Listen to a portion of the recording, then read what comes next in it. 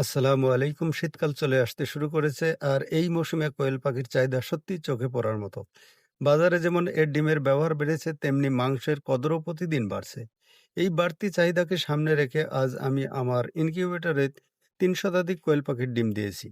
Incubator এমন এক প্রযুক্তি যা নির্দিষ্ট তাপমাত্রা আর আর্দ্রতায় ডিমকে কৃত্রিমভাবে তা দিয়ে থাকে। নির্দিষ্ট সময় শেষে ডিম থেকে ফুটফুটে বাচ্চা বের হয়। একজন খামারি হিসেবে এই প্রযুক্তি আমার খামারের জন্য সবচেয়ে সহায়ক।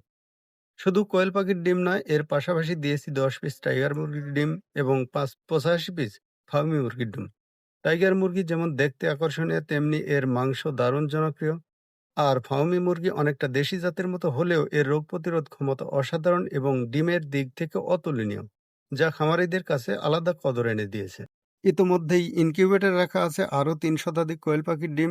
ইনশাল্লাহ আগামী ২-১ দিনের মধ্যেই সেগুলো থেকে বাচ্চা ফুটে বের হবে।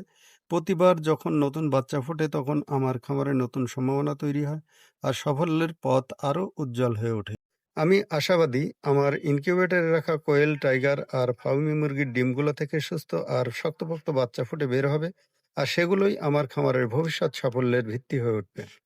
ধন্যবাদ সবাইকে সঙ্গে থাকার জন্য। সেই সাথে ভিডিওটি ভালো লাগলে লাইক, কমেন্ট, শেয়ার করুন এবং চ্যানেলটিকে সাবস্ক্রাইব করে পাশে থাকুন। সবাই ভালো থাকুন, সুস্থ থাকুন। আসসালামু আলাইকুম।